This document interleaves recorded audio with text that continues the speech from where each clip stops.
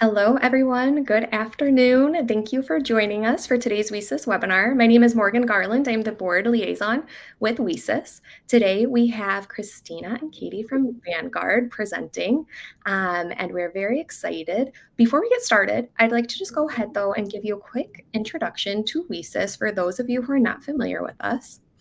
WESIS is pronounced we sis as in we sisters because that is exactly what we are. We are a global cyber sisterhood. We are a 501c3 nonprofit with a global reach dedicated to bringing together women in cybersecurity from academia, research, and industry. We currently have over 10,000 members. We are almost at that 11,000 mark. So if you're not a member, join us today.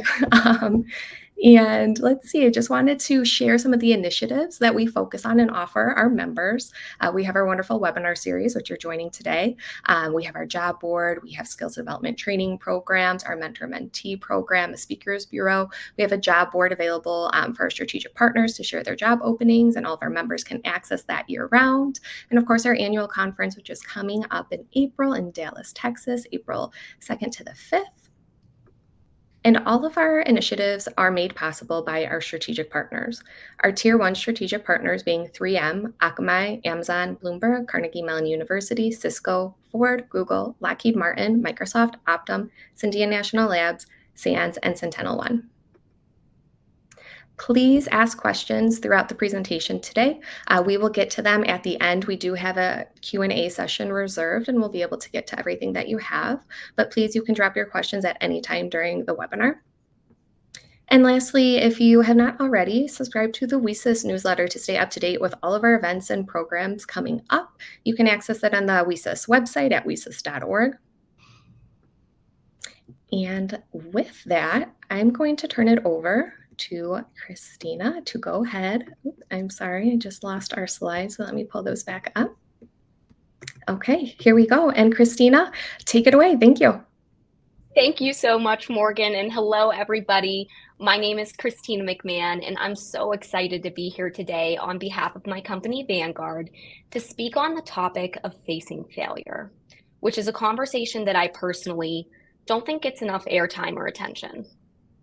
Now, before we dive right into introductions and the topic at hand, I just want to take a moment to share how we'll use the Bright Talk platform throughout the session to engage and ask questions so that this conversation, unlike my own topic, will be set up for success. So throughout today's session, I'll ask you to share your own perspectives so that we can make this as interactive of a conversation as possible. And we're going to do this in two ways. So first, we're going to use polls to get your answers to a few questions that we have. Now, these polls will be published to your screen, and you'll be able to vote on the answer that resonates the most with you for each question. Second, you will be able to ask me questions throughout the session today by using the chat feature in Bright Talk.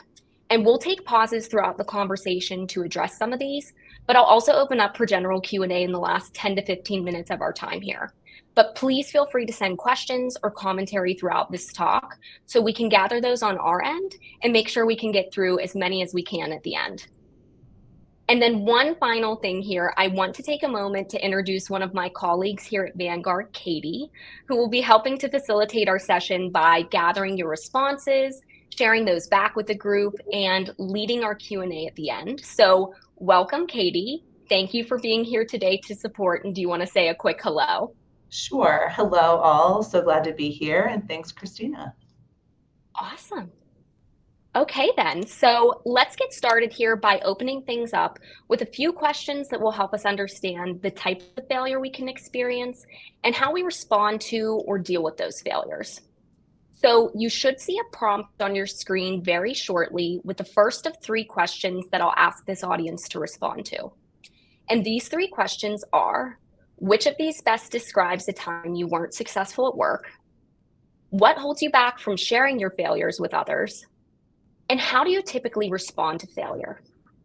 And we'll have each question up on your screen one at a time for about a minute or so to give you time to respond, and then we'll filter to the next question. So question one will be up to answer for about a minute. Then we'll move on to question two, and you'll have about a minute to answer that one, and the same approach for question three.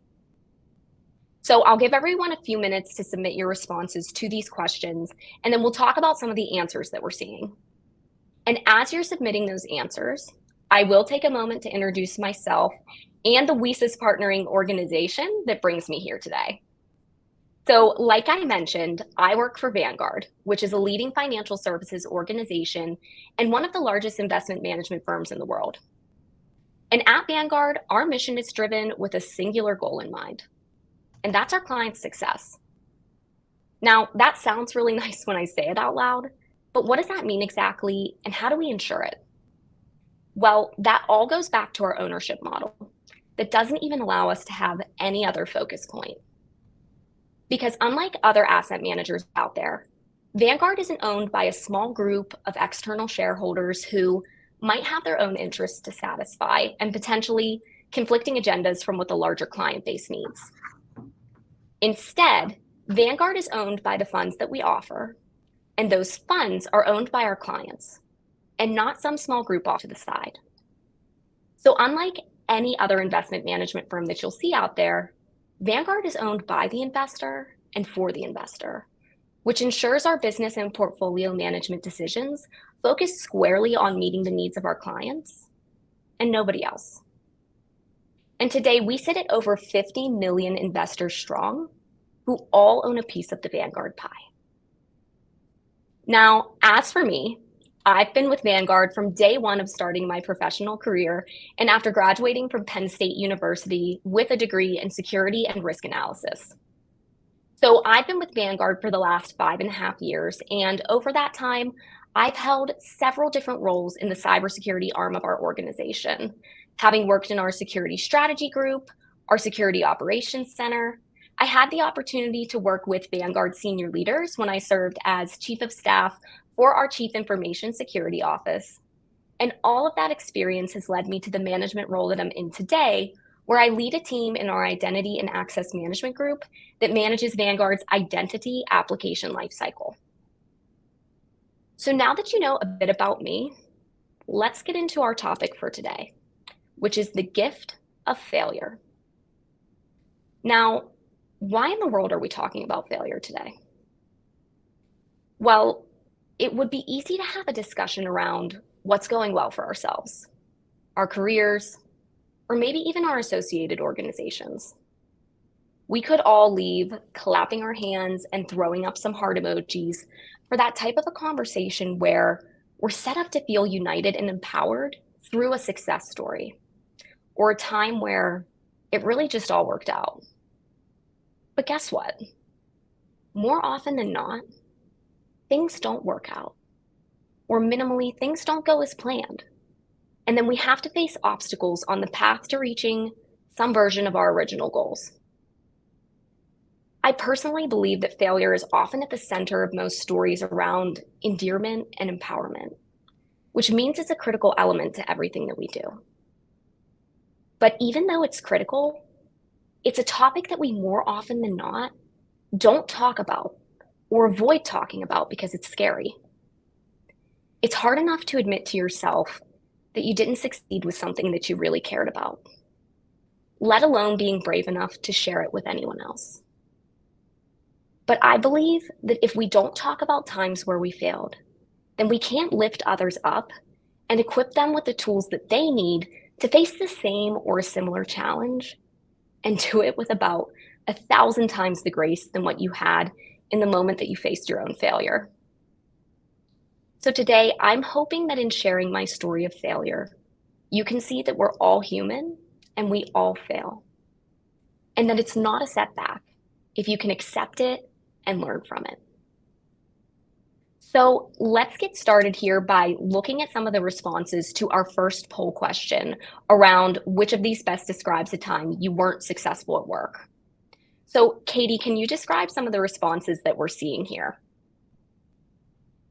Absolutely. So I think the top two responses that we received are that folks were struggling with a new role or they received some tough feedback, which totally tracks with my own experience as well. Absolutely, and I can echo that. And I think that it's clear across all of our responses here, missing a deadline, receiving challenging feedback, struggling with a new role, everything in between. I think we can learn from this question that, spoiler, everybody fails at one point or another. And to anyone who might have answered this question with, I haven't experienced a major failure yet, I am so incredibly happy for you. But as a heads up, failure is coming. And I don't mean to say that and have it scare you, but across people, processes, technology, all of it can be fallible. And most of you will probably have to face failure at some point.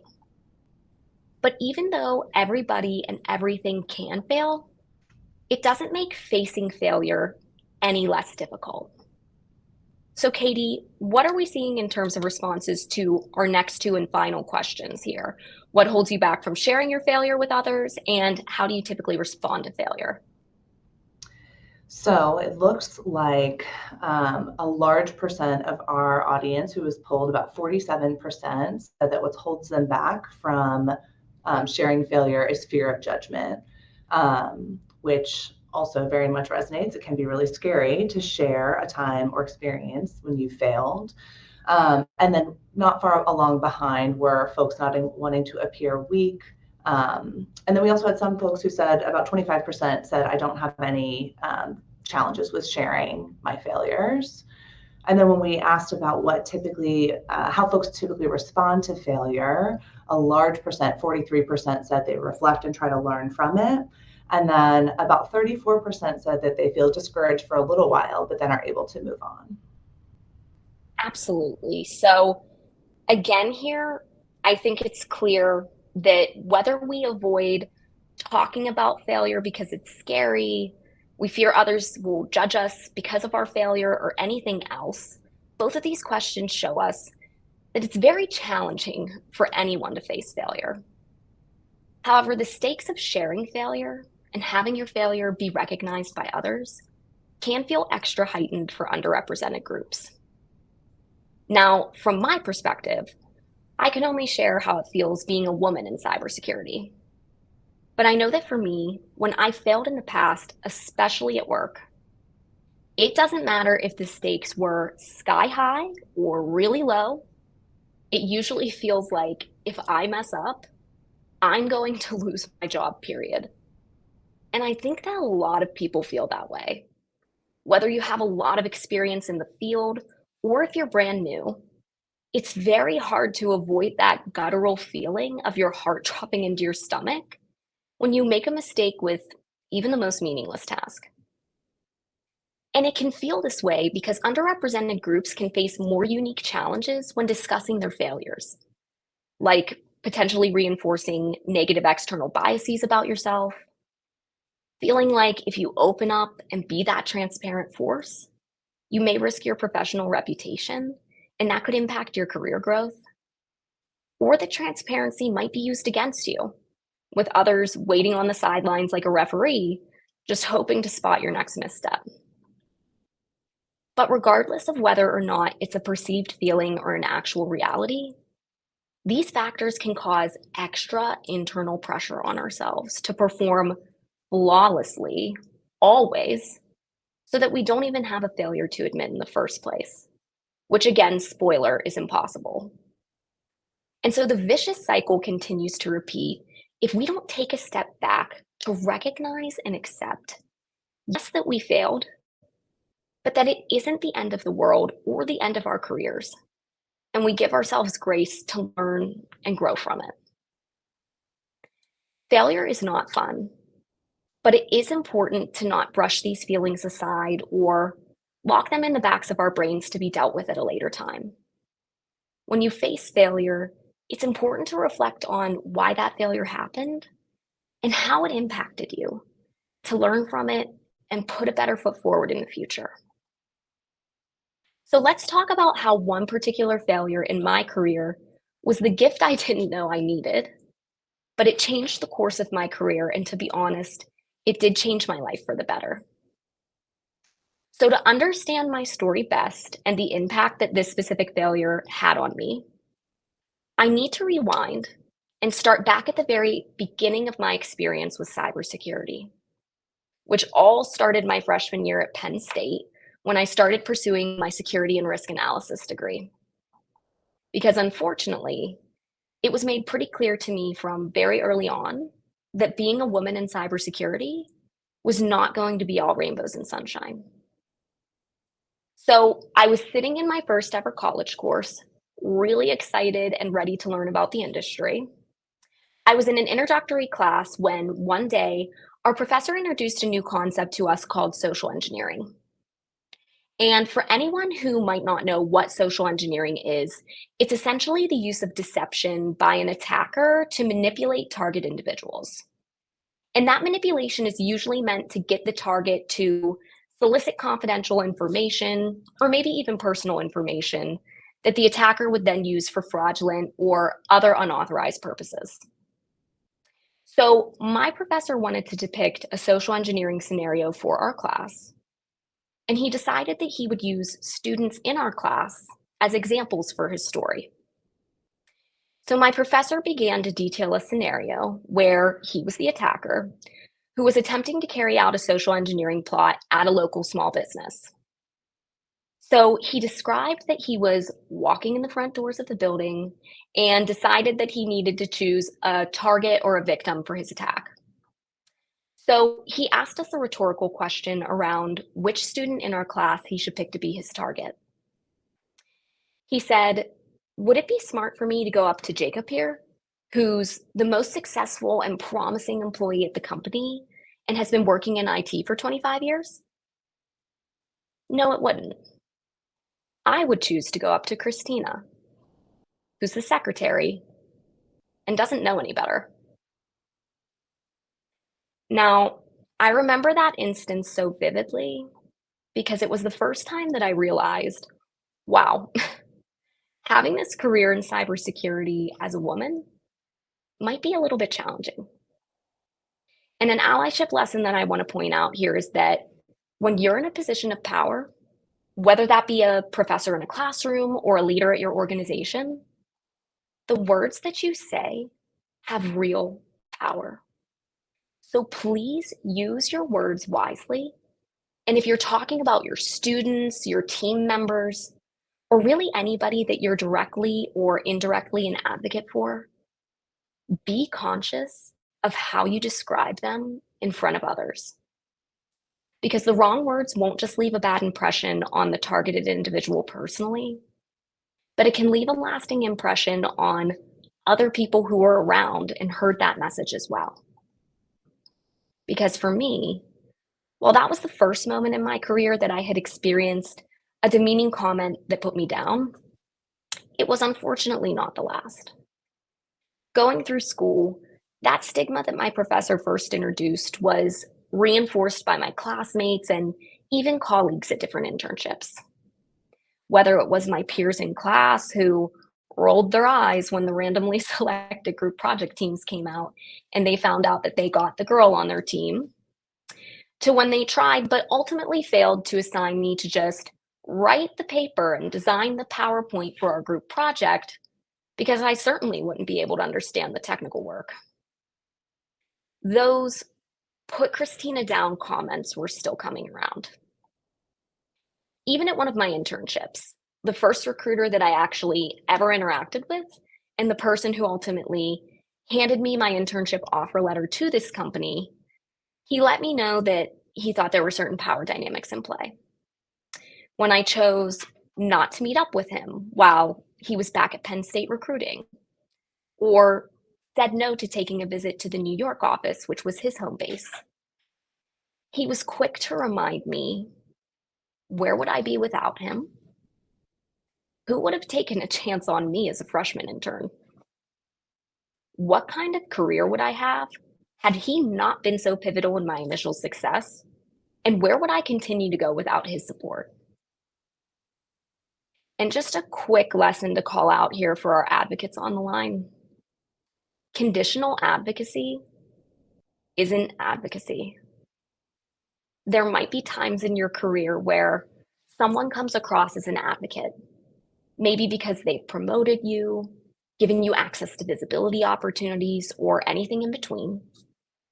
But in return, they start showing that they want things for that continued advocacy. maybe even shaming you for not immediately offering these things up because of how much they've helped you so far.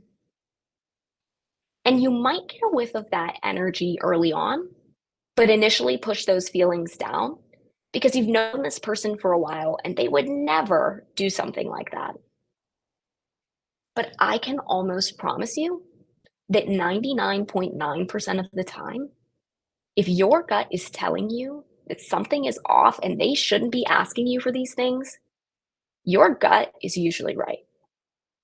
That's not someone who has the right interests or that really genuinely wants to support you and your career growth. So be loud about that and get yourself away from that situation the moment you start to feel like things could be off. Now, for me and my story, because of these comments, there was this idea being reinforced in my head that we don't think you belong here, you aren't smart enough to play at this level, and therefore we don't fully respect you. And I think I knew at the time that this messaging was in the back of my mind and that I was aware of it to some level. But it was kind of just sitting there dormant, waiting to be activated by some direct event. And at my last internship, I was unfortunately provided with this direct event that unleashed my absolute worst fears around what the entire body of my peers and colleagues thought of me. So, at this specific organization, at the end of your summer internship, you gave an hour-long presentation on everything you were able to accomplish during that time. And without getting into the nitty-gritty of those details, I gave that presentation, and at the end, people were coming up to me and congratulating me on a job well done with this presentation and my internship as a whole. So I was feeling pretty great in that exact moment when a colleague approached me and asked if he could share some candid feedback with me in our department head's office because he, quote, wouldn't want anything he says to get misconstrued. And I remember thinking, oh boy, this will be interesting, but at least someone else will be there. So how bad could that feedback really be? So we go into our department head's office, sit down, and he starts to share some surface level feedback with me. So I noted those opportunities and I told him that I'd look out for them in the future. He then goes on to share the feedback that really brought us into our department head's office in the first place. And for the sake of this conversation, I'm not going to share just how honest and detailed his statements were, but in so few words, he said that he thought that I looked a certain way.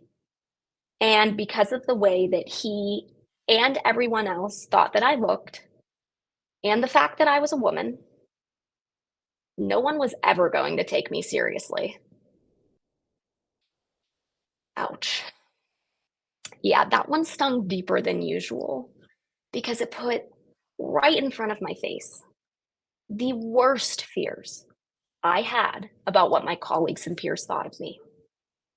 Now, up to this point, I had all of these little and larger moments along the way where, sure, people dinged my confidence and made me feel a bit small, but never anything so potent and direct. And wrong, by the way, but that didn't really matter to me at the time. His words rung so clearly in my ears and made me feel like that was the stigma that everyone had in their minds about me, no matter what. Even though I worked really hard, even though I've made an immeasurable impact through my work, my professors, my classmates, my colleagues, they all thought that I was an imposter that didn't belong here. So for our peers, leaders, really everybody on this call, speak up and speak out for women and other underrepresented groups when these demeaning comments are made. My department head, who was in that office with me, said nothing when my colleague made these comments.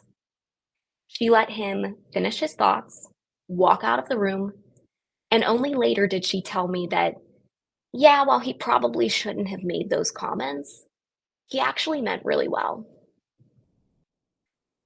And I'd encourage you also to take a minute to imagine if you're a bystander in the room and somebody says something that makes you feel a bit uncomfortable, imagine how disarming that comment must feel for the receiving party and how hard it would be to stand up for yourself when you're new to the field and already doubting yourself, when you're purely shocked by the comment that was made, when you feel completely isolated because those comments were just made and nobody said anything to support you.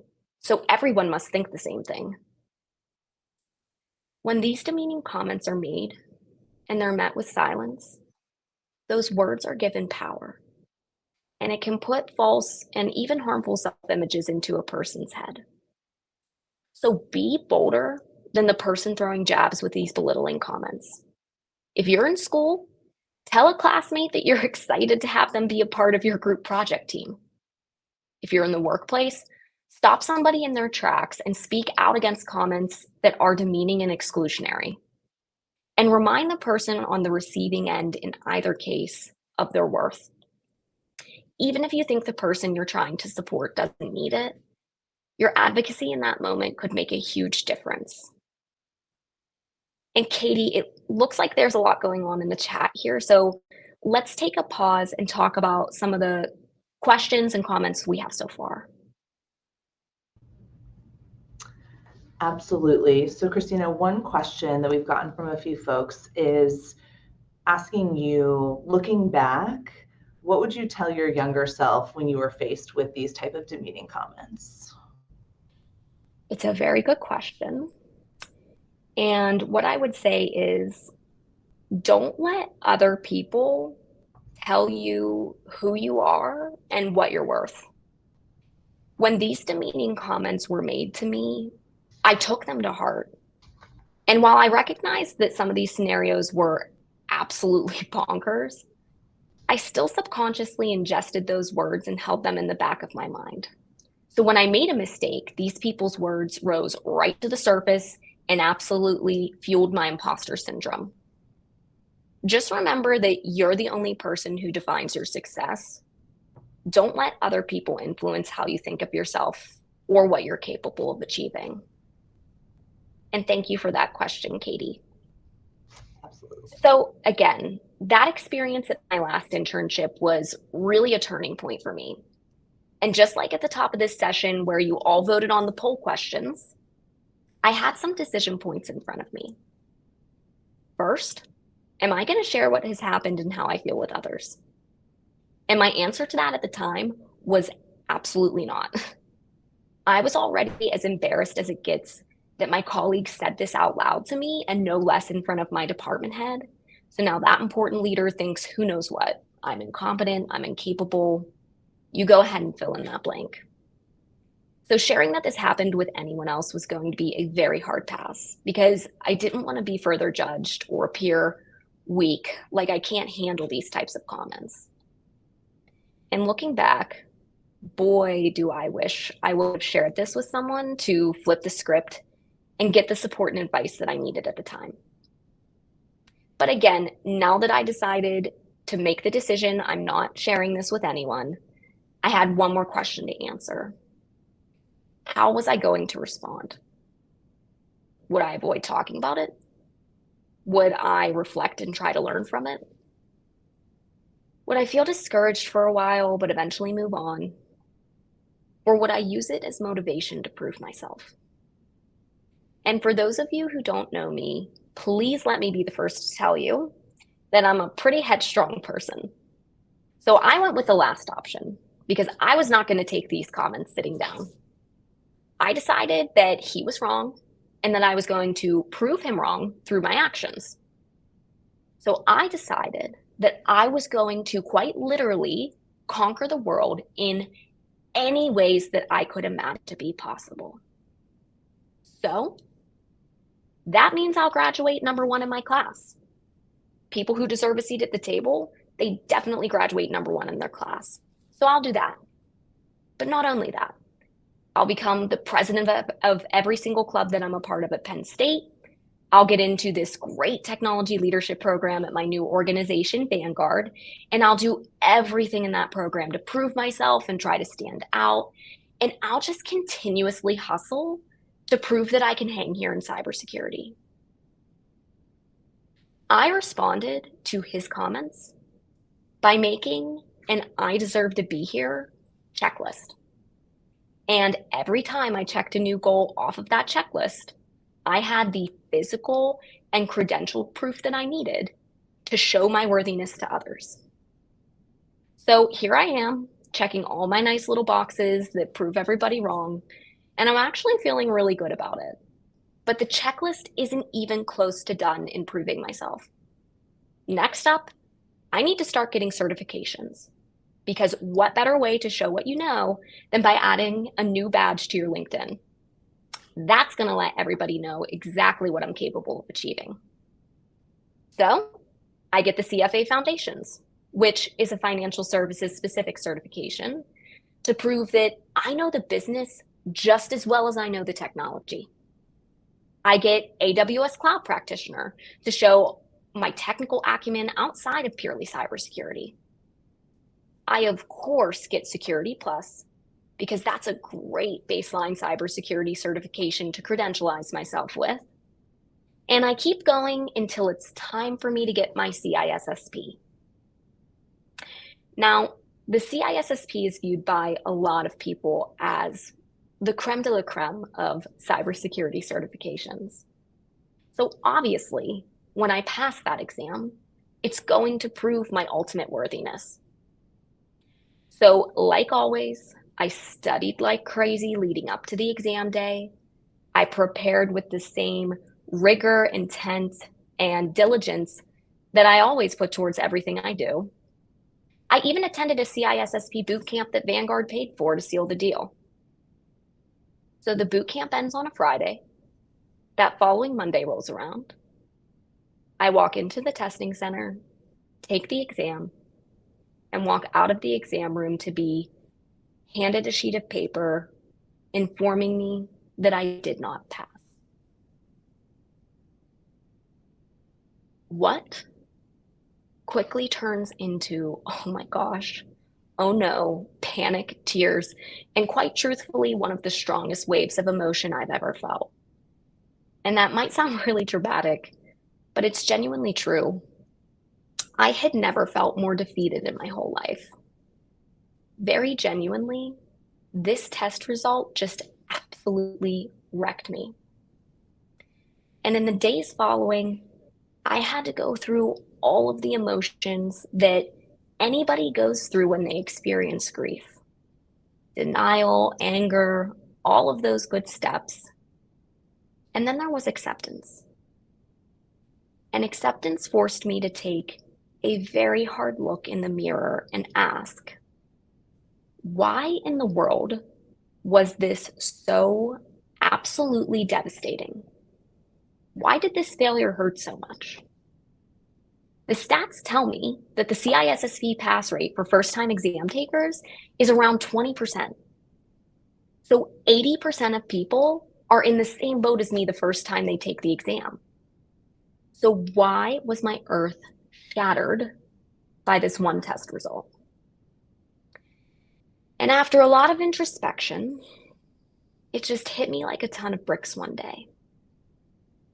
Christina, you have responded to all of these demeaning comments, both big and small, by creating a hard shell exterior, because that's what you know how to do best. Somebody thinks you can't do it, you're going to get right back up on the horse and prove them wrong through your actions. But guess what? Not passing the CISSP, that proves them right. Someone who deserves a seat at the table passes the exam the first time with flying colors. And in that moment, I realized that I put all of my confidence into an image or a version of myself that did everything perfect and always hit the mark. And it worked for so long because I didn't have a big fat failure staring me right in the face saying, you know what? You didn't hit the mark this time. Now, that's not to say that I had never failed at anything, because trust me, I sure did.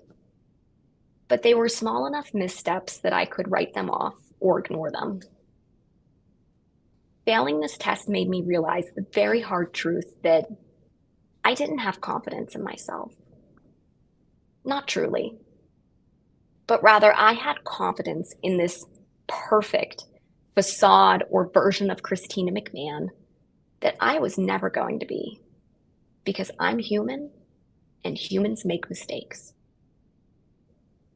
And that was the deepest sting yet. And to be really honest with you, I don't think this is a unique feeling to me. I think that so many underrepresented groups feel that in order to justify their presence in the room, that 100% isn't good enough, and that they have to be at 110% plus just to prove their worth. I think it can be taken to the point too where you feel like you can't fail at anything, because then the jig is up and everyone will take off their rose-colored glasses and realize you shouldn't have been here in the first place. And Katie, it looks like we're getting a lot of reinforcement in the chat that others may have felt this way too. Can you share a question from those comments or a comment with the group? Absolutely. I have a comment and a question. So I just wanted to share that someone wrote in the chat that they also failed an exam the first time that they took it, and they were, understandably upset. And they came back to work and talked to a close colleague who helped them feel so much better about it and remind them of exactly what you've been talking about. It's not the end of the world. It's not over. And how can they learn from it? I also got a few folks asking about imposter syndrome. So I wanted to ask you, what's one piece of advice that you would give to women who are facing imposter syndrome? Absolutely. And to the first comment, sharing is caring. So I wish I would have been more sharing in the moments where I faced these failures. And it's a very important lesson. But to the women and others on the line who might be facing imposter syndrome, I'll be honest with you. Battling imposter syndrome is something that I'll always be fighting against in my career, I think. But when those self-doubt fears start creeping in, remind yourself that you earned your place. I don't care if it's your first day at your new company, your first day of school, your last day. You were brought to that company or accepted to that school for a reason. You are not in any room by accident. So keep forcing yourself to remember that. And I know it's a hard thing to do because I constantly have to remind myself. But also too, when you're in that room, your perspective is valuable. It can be scary to speak up sometimes, especially when you think differently than other people who are in the room. But again, you aren't in any room by accident. Ask every level of question, contribute differing viewpoints, be a change agent, make people think differently. And when you're a little nervous to speak up and the imposter syndrome is creeping in, just remember to, nobody's expecting you to know everything. Keep learning and keep contributing. That's what others around you are going to remember. So thank you, Katie, for the comment and the question there. So after realizing that I didn't have this true self-confidence, I came to another, honestly more frightening realization that I would have to share this failure with others who not only knew I was taking the exam, but who were advocating for me and supporting me through the process of preparing for it. Now, remember earlier when I decided not to share my struggles with others? Yeah, I was not going to have that same luxury here, and it terrified me because I still felt so much shame over not passing. Not only did I let myself down, but I let my leadership team down. I wasted my organization's money, and now everyone will have the proof that they always needed to say I don't belong here in cybersecurity. So I was working one day soon after I had just taken the exam when I get a call from my leader's leader, and my stomach just dropped because I had a gut feeling that he knew that I didn't pass the first time I took the CISSP. So I get ready for him to start reading me my Miranda rights. Christina, the cops are on their way. You didn't pass the CISSP, and you don't belong here. And I thought this because I conditioned myself to think that if anyone saw a big fat failure of mine, that they would then have the proof they needed to write me off. So I was ready to be thrown to the wolves in that exact moment when he got on the phone and said to me, Christina, I know what happened. And I would just like to say, so what? Who cares that you didn't pass the CISSP the first time that you took it? That exam does absolutely nothing to your reputation, and it does not in any way define you or what you are capable of doing. You're amazing. We value you so much, and we're so grateful to have you. And also know that I and everyone else in the department are here to support you through this, and we're going to help you get back up, take that exam, and pass it. And that was essentially it. It was a 5, maybe a 10-minute call that forever changed me. Because for the first time, I let someone see me not at 110%, and they didn't write me off.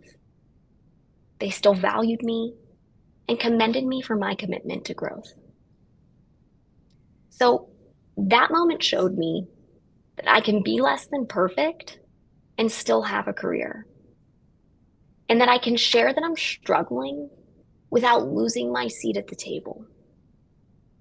His words gave me a new outlook on the version of Christina McMahon that I could bring to work. One that was healthy, one that was realistic, and one that let me see the power that sharing failure can have on your life when you allow someone else to see it and support you through it. And all it took was a 5-minute phone call. But it didn't end there. Multiple layers of supportive leaders and peers got me through this. And me actually being vulnerable with them and sharing my failure was how they were able to know what was going on and support me. I had an amazing direct leader at the time who is still one of my most valued mentors today. And she's truly the reason I was able to get through this failure and be better off for it. She helped me work through the initial and quite frankly, devastating realization that I didn't have confidence in myself. She sat with me one-on-one by one-on-one and helped me build the self-confidence that I was missing through reiterating my value, my worth, and the fact that I would take this exam again and absolutely crush it. She encouraged me to share my failure with others. Now, of course, I didn't want to do that one, but when I opened up, I realized that one, lots of people don't pass the first time they take the CISSP. Why I couldn't let this 20% CISSP exam pass rate tell me that, I don't know. But hearing that others at Vanguard didn't pass and they still got through it was one of the biggest things that gave me peace. And 2, it gave me a plan of attack for how I would walk in, take this exam again, and have a successful result the second time around. I went into that exam the first time feeling like an imposter who studied a heck of a lot, but still an imposter who would just try to skate by and pass the exam. I didn't go in on the Christina hype train, knowing that I had prepared and knowing that I had the experience needed to pass this exam. And more importantly, knowing that if I didn't pass, it would not be the end of me and my career. Truthfully, I didn't really study all that differently the second time around. I just pushed out all of the conscious and unconscious doubts that I carried in with me on attempt number 1. I didn't fear what anyone's judgment would be. I didn't care if not passing again would make me look weak or less than. And I knew I wouldn't avoid talking about it if I did fail again, because I had a support network to get me through it. So when I took the exam for the second time and walked out of the testing center to see that I passed the CISSP on my second attempt, I wasn't just happy that another item was checked off my I deserve to be here checklist. I was thrilled that I didn't even care about that checklist anymore. And when the proctor slid that exam result sheet over to me face down in full dramatic fashion, I couldn't help but flip that piece of paper over with a smile on my face, win or lose, because I knew my worth wasn't written on the other side. And spoiler, yours isn't either. So today, I'm hoping that in sharing my story of failure, you were able to see that we're all human and that we all fail. I hope you can see that failure is just a stopping point on what can be a long journey of career or otherwise success. And I hope that you'll walk away with the ability to flip the script on failure. It's not a setback if you can accept it, learn from it, and harness it to continually grow yourselves and potentially others through bravery and sharing your own stories. Because failure can be a gift to us. While it will always be the gift that we never asked for or wanted, even so, we have the power to make it just that, a gift. And if you walk away with just one thing today, I want you to know that there are people and entire organizations out there that are not waiting for the other shoe to drop on you. And if the shoe does fall off your foot, they're right there by your side to help you put it back on. For me, my peer network and leadership support at Vanguard was that lifeline at my side to pick me up when I was down. And truthfully, I just couldn't have gotten through this without sharing my failure and allowing others at my organization who genuinely care about me to support me through it. But that's what you get at Vanguard. Genuine, authentic support from team members who are invested in the whole you, not just the parts of you that are shiny and will help someone else get what they need, but the whole human that you bring into and out of work every day.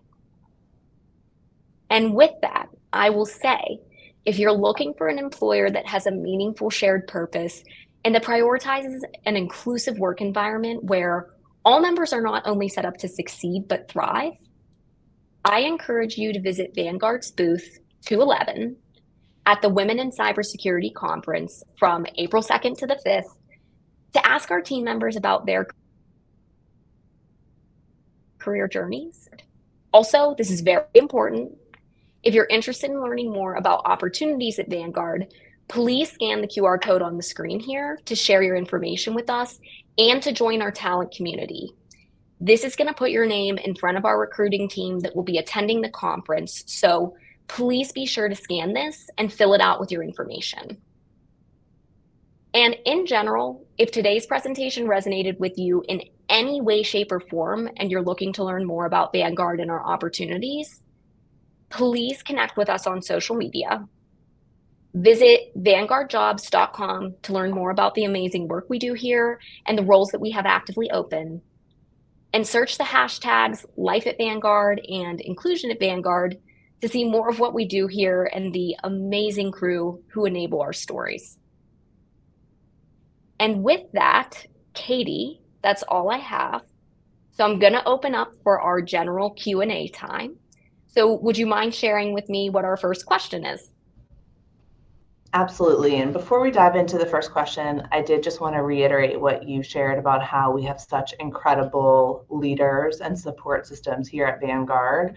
One of our senior cybersecurity leaders, who is also a woman at Vanguard, dropped in the chat just her gratitude. Well, first of all, she's here today, which is amazing, supporting Christina. And she just wrote about how grateful and appreciative she is to you for being so vulnerable and allowing all of us to see that the same experiences in our own life are not necessarily unique, and that we don't need to feel ashamed. And just shouted out what an incredible leader you are. So just want to give you those kudos and illustrate to folks in the group what wonderful supports we have here at Vanguard. So we do have quite a few questions. I know we only have about 10 minutes left, so I'm going to kick us off with one, and then I've got a few more queued up. So first, would love to hear what motivated you to try again after not passing the CISSP exam the first time. Great question. And to our senior leader who contributed in the chat, thank you for filling my cup up before we get into Q&A here. That is very meaningful and very much heard and received. But what motivated me to take the CISSP again? First and foremost, like I mentioned, I'm a pretty headstrong person. So not taking it again wasn't going to be an option for me. But I know that when I look back at the first time that I took it to the second time, really sharing that, hey, I didn't pass, and then recognizing I have a support network to get me through this. Even if I fail a second time, a third time, a fourth time, that allowed me to walk in and not really care as much about what that result was going to be on the other side of the exam sheet paper. I found more of my self-worth within and knew, regardless of whatever it read, I'm still an awesome person. I'm still an amazing cybersecurity professional, and I'm going to have a support network to get me through it. So I would just say sharing, leaning into my support network, and recognizing that true self-worth is within got me through it and allowed me to go in and take it again. Amazing. Thank you so much. We also had another question following up on the imposter syndrome question, asking, was there a specific person or people in your work life who helped you see that you're not an imposter that you could speak to? I will tell you too, 100 million times yes to that.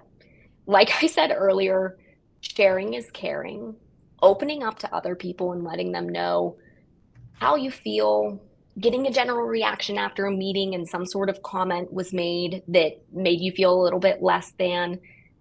This is how we recognize that, hey, we might be in our own heads about this situation, or we might be being too hard on ourselves.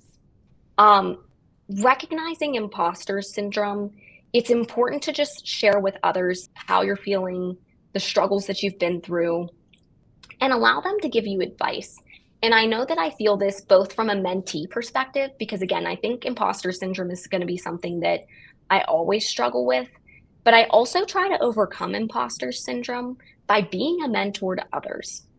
It helps you see and kind of build resilience when you start mentoring others who may be in a pair of shoes that you were in a few years ago, or maybe in a similar pair of shoes that aren't exactly the same. When you're able to share advice with them and kind of reflect on the fact that, wow, like this was a struggle for me 3 years ago. I would have been sitting in the corner of the room, beating myself up about this. And you're the person now in the mentor shoes, sharing the advice of how to get through it.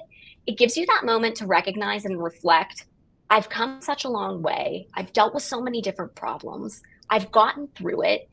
And I'll continue to get through things in my career that I haven't faced yet and will face on the road to whatever that ultimate version of your goals are. So be a mentor, be a mentee, overall share with others. And that has really helped me with imposter syndrome. Awesome. Thanks so much, Christina. We have another question that's asking, how have you failed in your current role? And if so, what have you learned from it? and how have you experienced failing forward? Yep. So failure, I think, is a daily thing that you face in any role that you're in, and it comes in different shapes, forms, and sizes. I have certainly failed in this role that I'm in. So I started last July, so July of 2024. And up to this point, I've of course experienced failures. I'm new to the identity and access management group. Therefore, I'm asking a ton of questions. I'm now a leader who's trying to make judgment calls on how to best move our team forward, reach results for our identity and access management group and our cybersecurity organization overall. That requires you to make decisions quickly based on good information. And as you're building that information, you have to ask a lot of questions, maybe pause meetings to say, hey, hold on, what does that acronym mean? What are we talking about here? Remind me of that. So I would say I faced like a lot of little failures up to this point. And again, what's gotten me through facing those little failures has absolutely been my team. I am very grateful to have amazing team members that are nothing but patient with me, have spent time getting me up to speed, are invested in helping me grow as much as I'm invested in helping them grow. So I would say, yes, I faced failure in this role. I've overcome it by leaning into others, asking for help, sharing with them what I know and what I don't know. And Katie, did I miss any part of that question? I don't think so. Okay, awesome. Got it. And let's see, I think we have time for one or two more. Would love to hear from you. Do you have any type of small habit or practice that helps you build resilience? It can be something small like that you might do every day or every week. Yeah, absolutely. I would say that I tried to build really good daily affirmations to try to help myself build resilience and stay up to date with it. One of the good things that I do is in our email in Outlook, I have a thank you folder and I have a nice job email folder that anytime that I get a nice message that's either a thank you or a job well done, I slide it over to those two folders. And if I'm having a particularly bad day or just want to start my day off on a high note, I'll revisit those folders and I'll look back on all the positive impact that I've been able to have, honestly, like through my whole 5.5 year career here at Vanguard so far. And that really helps me on a day where I'm not feeling 110% or even 100%. It reminds me of the impact that I've made. And even if I'm experiencing a low moment right now or not the best feelings, it doesn't mean that that's now written into time forever. I've made a lot of impact through my work. I also try to, as well, I try to end the day by writing any positive comments, thoughts, anything that was said to me throughout the day by others so that I don't forget those things. Because I think it's easy for us to go through the day and, end our day and some nice comments were made. And then the next day rolls around and you completely forget what those nice comments were. I try to write those down. And before you know it, you're going to have like a whole notebook filled with nice little comments that people have shared with you in meetings and in hallway conversations. It's just really important to, again, reflect on all of those positive impacts that you've made. So I would say that those two things, like building some sort of daily affirmation for yourself that reminds you, like, I'm worth it. I'm resilient. I'm confident. I'll get through this. I've faced problems like this before. Look, it's right here in my notebook. That really helps me reframe and recenter. I love that. Thank you so much for sharing. That's such great practical advice. I think we are pretty close to the end of our time. So I did just want to read one last piece of feedback that we got in the chat. I think it's a great way to end. Someone shared that responding to failure positively and strongly is very important, but it doesn't have to be what defines us. And I think that's just such a nice way to remember that we're all human, we all make mistakes, we all fail and have the opportunity to learn, and it doesn't have to define us. So Christina, I'll pass it back up over to you to wrap us up. Thank you so much, Katie, for all of your help in facilitating today. And thank you to this entire group for your questions, your comments, your engagement in general. This has been a great session today. I hope this can fill your cup for the rest of the day here going into the end of the week. And if you're looking to learn more about Vanguard, please visit our booth. Thank you so much, everybody.